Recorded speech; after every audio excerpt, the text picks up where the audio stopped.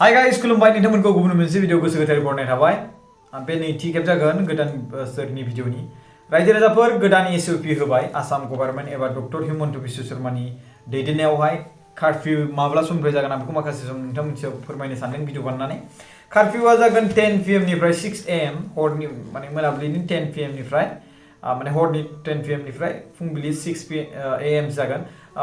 आरो बिनि गेजेराव जायफोर मानसिफ्रा आर्मि बायदिसिना खारनो थाखाय 4टा बा 3टासोआवहाय सिखारनानै थाङो बिथांमोननि थाखाय बिराद खैफोद जाबाय थायो। बिथांमोना ट्रेनिं खालामनो मानो जायफोर खारनानै एक्सारसाइज खालामो बिथांमोननि थाखाय बिराद प्रब्लेम जाबाय बियो। मानो होनबा 6 AM सिम कार्फिउ जाबायब्ला अब्ला हमजागोन। मानो होनबा 6 AM जाबाथ' सानानो ओंखारखाबायना। फारसेथिं नोंथांमोना जुदि बै समावहाय जुदि बे कार्फिउ समाव जुदि नोंथांमोनखौ नुयोब्ला अब्लाथ' पुलिसा निसय हमगोन। स' बे मोनसे बिराद गिदिर माने रेस्ट्रिक्ट खालामना होनाय जादों माने आसाम गभर्नमेन्टनिफ्राय। बाट बेखौ COVID-19 थाखायसो खालामनाय जादों। बेयाव जे रावखौबो हानि खालामनो बा सोरखौबा दुखु खालामनो थाखाय खालामनाय जायाखै। खिन्थु बे डिसिसना गोबां सुबुंखौ खहा खालामगोन।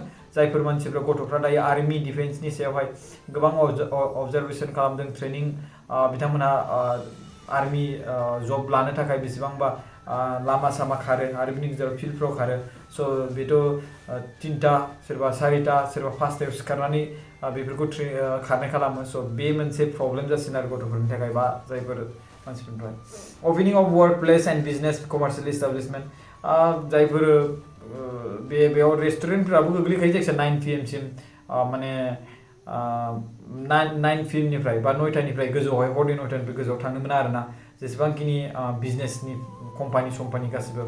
आरो बिनि गेजेराव गभर्नमेन्टनि रुलाथ' माने गावसिनि जि रुल्स माने वर्किं टाइम दंमोन बेनो सेम जागोन खिन्थु 9 PM नि बावगाय नङा बारा नङा आरोना।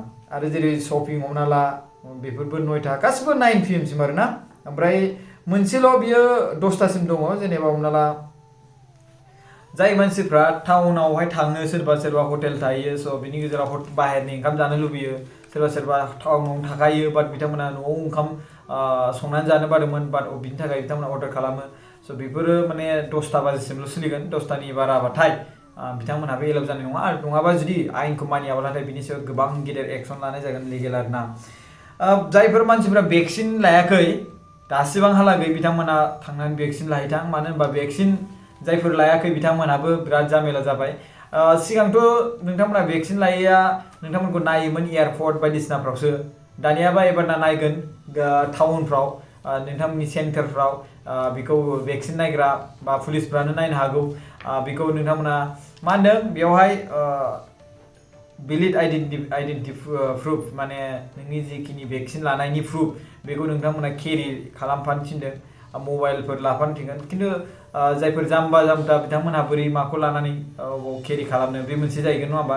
मोनसे आधार कार्ड सिस्टेम बायदि मोनसे कार्ड बानायना होयोब्ला बे मोजां आरोना जाहाथे अब्लाना लांफानो हानाया मानि बेगफ्राव लांफानो हायो। खिन्थु बिथांमोना मोनसे बेफोरबायदि कागजसो होयो सार्टिफिकेट बेखौ लांनायाव एसे गोब्राब जायो आरोना। ओमफ्राय बिनि गेजेरावहाय नंगौ थारैनो बे बाथ्राया कि भेक्सिन जायफोर लायाखै बिथांमोना लाहैदो। नङाब्ला नोंथांमोना टाउनफ्राव बेरायनाय बा पाब्लिक स्पेस जायफोर बेफोराव थानो मोननाय नङा होननानै बे बाथ्राखौ बुंदों आरोना रायजो राजाफोर। सेल इनकाउन्टार श'रुम बायदिसिना गारियानो हक जि रेस्टुरेन्टआनो हक बेफोर गासिबो 9टा बाजिसिम आरोना। खिन्थु रेस्टुरेन्टनि गेजेराव धाबाफोरनि गेजेराव बेखौ बुंदों कि जेराव नोंथांमोना मोनसे जायगायावहाय 100 गोबां 100 सुबुं दोनोमोन बे 100 सुबुंनि गेजेराव नोंथांमोना 50 सुबुंल' दोननो मोनगोन आरोना। नङाब्लाथाय जुदि बेबायदि बिनिफ्राय बारा नुयोब्ला जाय जायगायाव 100 जननिल' केपासिटि बाट बेयावहाय 100 जननि केपासिटियाव जुदि 50निबो बारा जायोबा बे लिगेल माने इलिगेल जागोन आरो बिनि गेजेराव एक्सन लागोन आरो पुलिसफ्रा जायफोर बेखौ नुगोन आरोना। आरो लोगोसे बासफोरनियाबो जाफिनबाय दायो बासफ्राबो गसंनानै थांनाय बा बारा माने सिट जिरायालासिनो माने सिटआ दङ जाय बिनि एक्सेस माने बिनि बारा जुदि थिखांना लाङोब्ला अब्ला गारि जाय बिगोमा एबा ड्राइभार आरो लोगोसे गारिया बोरैबा केन्सेलबो जानो हागौ बिनि आरसिया आरो लोगोसे ड्राइभारनियाबो आरो लोगोसे बिनि गेजेराव बेवहाय फाइन होनो नांगोन आरोना रायजो राजाफोर। आरो बिनि गेजेराव जायफोर मानसिफ्रा दाहोना गभर्नमेन्टआनो जा माने आरो बिनि गेजेराव कन्ट्रेक्चुयेलानो जा माने फिक्स जायफोर गभर्नमेन्ट आरो कन्ट्रेक्चुयेल सिस्टेमै सार्भेन्ट लायोना स' बिथांमोननि फैसाया माने बिथांमोनहा फिक्स पेयानो जा बिसोरबो भेक्सिन लानांगोन आरो भेक्सिन लानानैसो अफिसाव एटेन्ड जानांगोन आरो ना माने गासिबो कलेज स्कुल बास गासिबो आरो ना बे बाथ्राखौ बुंनो थाखाय बिराद पेज बानायबाय आरो ना गोबां पेज खिन्थु खेबसे बुंगासिनो जाजोबो आरो ना मा होनदों बेवहाय रदे अट' रिक्साफोर सालायनाय बे टम गारि नोंथांमोनाबो मिथिना बेफोरखौ स' बेफोरावबो गोबां माने रिस्ट्रिक्ट जाबाय नङाब्लाथाय जुदि बे आयेन कानुन जिखिनि बेयाव होदों बे आयेन कानुनखौ जुदि मानियाब्लाथाय बिथांमोननिबो गारिनि लाइसेन्सफ्रा माबा जानो हागौ आरो ना नो स्टेन्डिं पेसेन्जार सेल बि एलाउ माने आं बुंदोंना दहायो बासफोराव माने गसंनानै थांनाय जे जिरायालासिनो नङा होमबा जायगाया गैया ओमफ्राय गसंनानै थांनाय स' बेखौसो होनदों नङाबा बेखौ बुङाखै जे जायगाया दं खिन्थु गसंना थांनाय बेखौ होनाखै जेराव फुल जाजोबखाबाय जिरायग्रा जायगाया आरो बिनि गेजेरावबो आरो गोबां सुबुं माने सोबावोब्ला बासनि सिङावहाय बे गारिया बासा अब्ला बेयो पुलिसजों लाखिजागोन आरो बे फाइन होनांगोन आरो लोगोसे गारिया लाइसेन्स माबा जानोबो हागौ आरो ना मास्क गाननायाथ' बिराद मेन्डेटरि जाबाय माने कम्पालसरि जाखाबाय आरो ना सिंगल पार्सन ड्राइभिं भेहिकल एकदम माने मास्क गानखाथारनांगौ आरो ना मास्क गानाबाथाय प्रब्लेम आरो ना आरो टाउन माने नों जुदि रेलवे स्टेशनाव थाङोब्लाबो मास्क जुदि गानालासिनो थाङोबा नोंथांमोना सोरबा 5,000 गाहाम फाइन होनांगोन सोरबा 1,000 गाहाम एकदम एनाउन्समेन्ट होयो आरो ना नोंथांमोना थांबा मोनथिगोन आरो ना स्कुल कलेजफ्रा माने बे दा सोलिबाय थागोन दा जेरै सोलिदों बेबायदिनो माने सोलिबाय थागोन जेबो प्रब्लेम जानाय नङा खिन्थु बेयाव मा होनदों कामरुप मेट्रपलिटन डिस्ट्रिक्ट एन्ड माबाया क्लास 8 सिम आरो लोगोसे क्लास 5 सिम बे गासिबो क्ल'ज जागोन आरो ना नो फिजिकेल क्लास आर एलाउ बे कामरुप मेट्रपलिटन डिस्ट्रिक्टआवल' जागोन दे बेयो कामरुप मेट्रपलिटन डिस्ट्रिक्ट बे गुवाहाटियाव आरो ना रायजो राजाफोर ओमफ्राय बेयाव होनदों गासिबो ड्राइभार साइभार गासिबो माने मा होनो बेखौ COVID-19 भेक्सिनेटेड जानांगौ नङाबाथाय जानाय नङा हाबाफोरनि गेजेरावबो खमायफिनलायबाय सिगांग्रो एसे फुलि होदोंमोन दायो 200 जनसोल' जागोन होनना बुंदों 200 जन आरो जुदि माने बिनि बारा जायोब्लाथाय आरो प्रब्लेम जागोन आरो लोगोसे जायफोर हाबायाव जाहैदों बिथांमोनाबो सब भेक्सिनेटेड जानांगोन आरो ना सोरबा हाबा जानाय खोनादों आरो बेवहाय सोरबा पुलिसफ्रा थांबाय नायहैबाय जुदि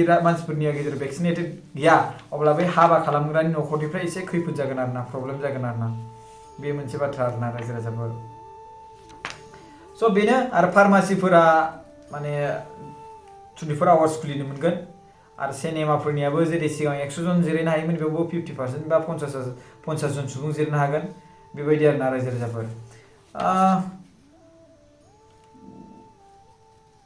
स' बेनो बेयावहाय आरो गासिबो बुंनांगौ गोनांथि गैया नोंथांमोना मिथिखाबाय बे बाखि बाथ्राफोरखौ स' बेबायदि बेफोरनो जुदि रेस्ट्रिक्ट जादोंबा आरो बाखियाबो रेस्ट्रिक्ट आरो ना आरो मोनसे बाथ्रा रायजो राजाफोर राव गैयै भइसलेस सर्ट मुभि फैगासिनो दङ बेखौ बानायदों फैला जे बरगयारी सार आरो लोगोसे थाख्ला यादबमोन आरो लोगोसे मेन्डेला बिथांमोना मोनसे भइसलेस राव गैयै एकदम कुटनीति एबा दा पलिटिक्स मोनसे सर्ट मुभि लाबोगासिनो दङ जाय भइस गैया राव गैया बेबायदि स्क्रिप्ट लिरनाया बेसेबांबा गोब्राब नंगौना नङा रायजो राजाफोर खिन्थु बे भइस गैयै बा स्क्रिप्ट लिरनाय बेखौ लाबोनो नागिरदों जा मुंदांखा फैला जे बरगयारी आरो लोगोसे मेन्डेला आरो थाख्लाय बिथांमोनहा भइसलेस बे सर्ट मुभिखौ लाबोगोन फैगासिनो दङ आरो बेखौ मोगथां महराव होनो नागिरदों खिन्थु जों बेखौ नेनानै थागोन जे बिथांमोना माबायदि सर्ट मुभिखौ खालामगोन खिन्थु बिराद बियो